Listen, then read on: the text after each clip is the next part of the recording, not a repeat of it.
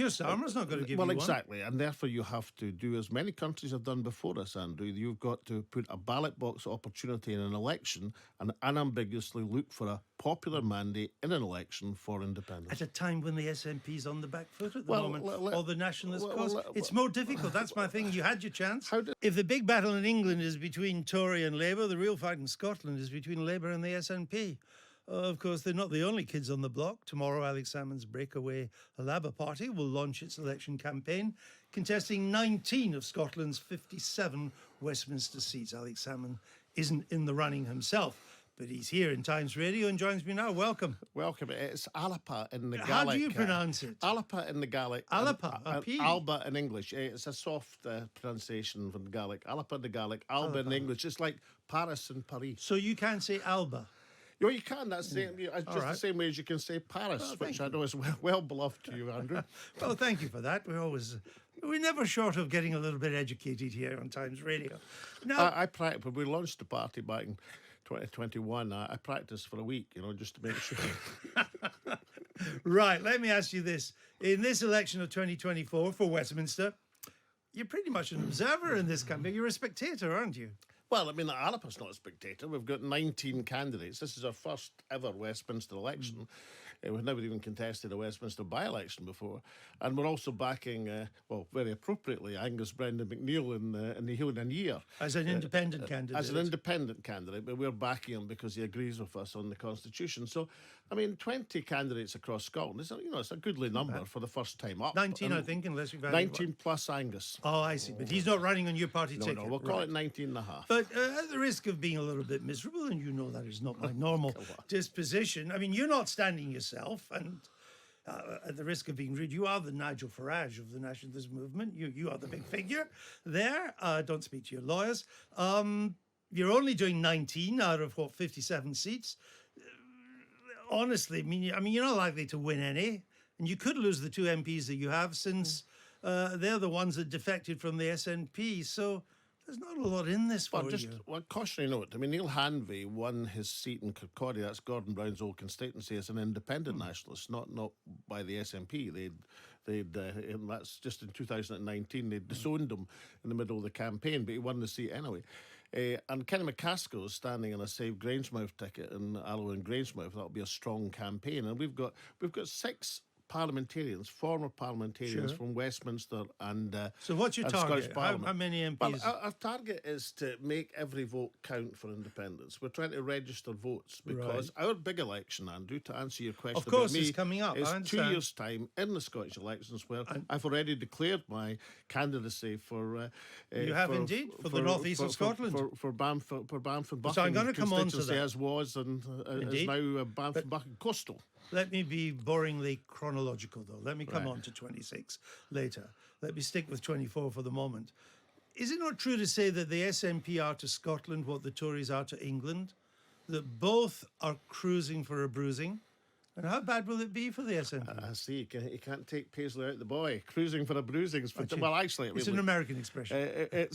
Yes. They're aiming for a claiming then. And unfortunately, I think that's true. And I think probably the biggest talking point of this election now, yourself and John Curtis have just been talking about it, is there going to be a realignment of the right in English politics? Mm-hmm.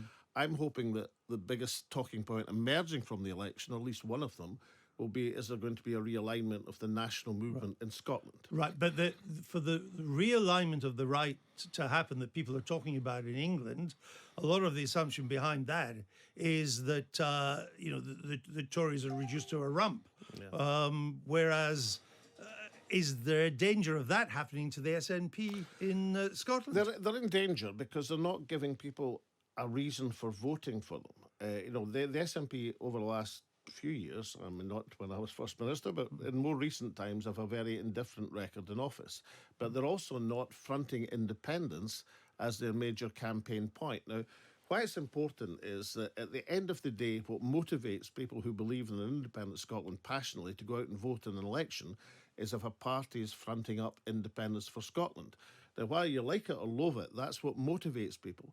The biggest danger for the Scottish National Party in this coming election is not people going out and voting Labour, it's people staying at home and not being motivated And that might bring about, it might turn a bad result into a very, very catastrophic one. But if there's, right, so given that prospect, I mean, aren't you kind of nudging it in that direction? Because 8 of the seats that your party's contesting are where the SNP are on a knife edge, either with Labour or with the Lib Dems. I mean, you're going to make it more difficult for them to win these seats. You split the nationalist vote. Well, we look at it a different way. I mean, what we're looking at is 50% of the population, more or less, saying they support independence, but now less than 30% saying they're going to vote SNP in the election, which means there's 20% of people who are either going to stay at home or going to vote for a unionist party.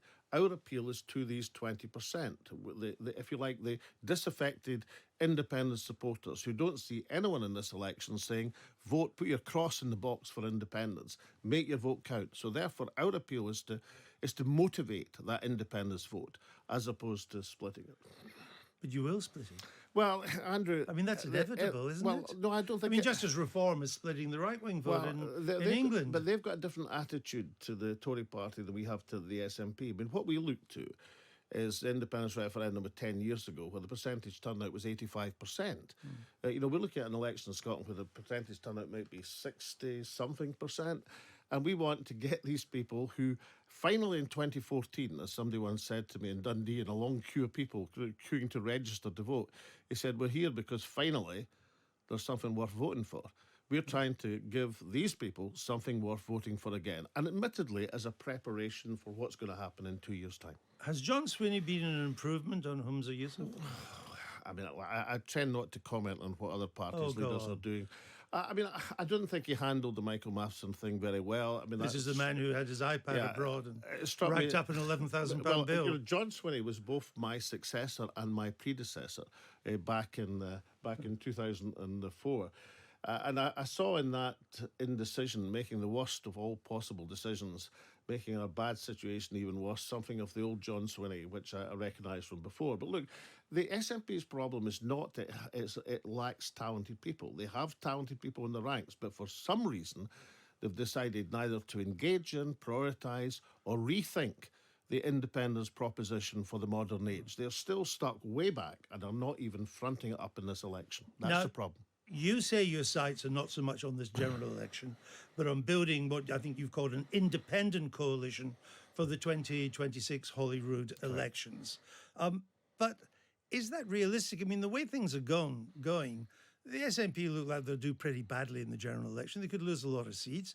You yourself have said their record on Scottish domestic affairs is not the best. They could also lose a lot of seats in Holyrood too in 2026. Well, let's say this coalition might not be very broad. Well, let's say they've got 60 plus just now. Let's say they lost a third of them and got 40 plus. If Alapa can get 15% of the vote on the second vote, the list vote, the proportional vote, then that would give us 20 to 24 seats. If you add up 40 plus and 20, then you get a majority in the Scots Parliament. I'm merely making the arithmetic point that the SNP could go back and because of the proportional system, for a relatively modest vote in a proportional system, a new party, an emergent party, an insurgent party like Alapa can actually gain a lot of seats. But as you know, politics goes in cycles. And the SNP and the nationalist cause have almost kind of dominated Scottish politics in modern times, despite the referendum result in 2014. You do get the kind of feeling now that, I mean, that was then and this is now, that you had your chance.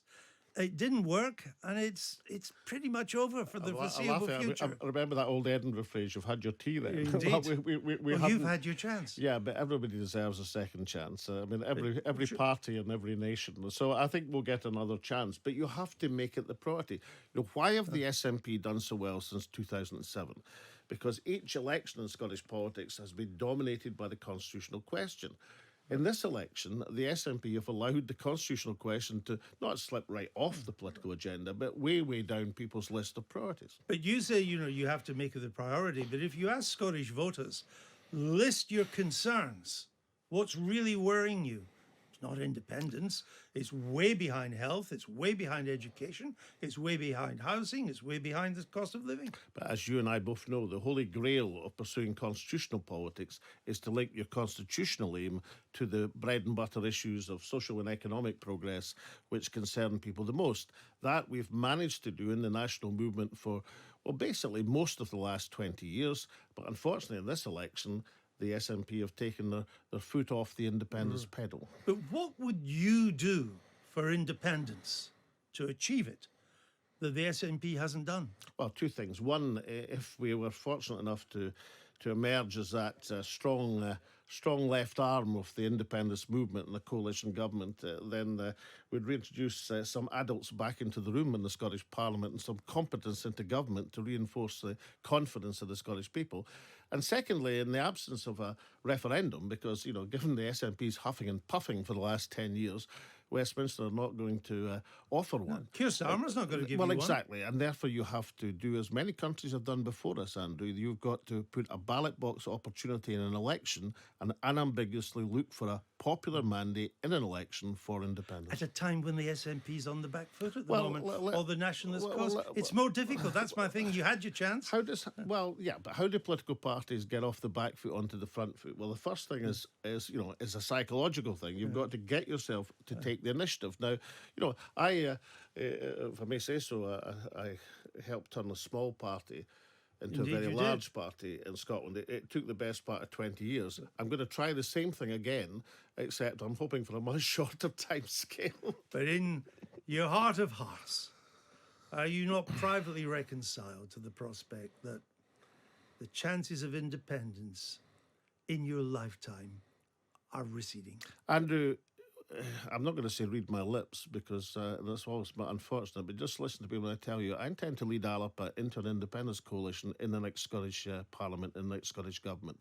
And from there, face down Westminster in the sort of way I did before, with renewed vigour and learning all the lessons I've learned from the past and applying them for the future. That is my intent. I understand. Okay. Well, I hope we see you before 2026. I'm sure you will. And we'll have time to practice Alapa. Alapa, Well, or that's good. Alba, or Alba. Or Alba, if the All English have. That's very good. Fantastic, Andrew. Alex Salmond gives elocution lessons to anybody who needs them. Thank you.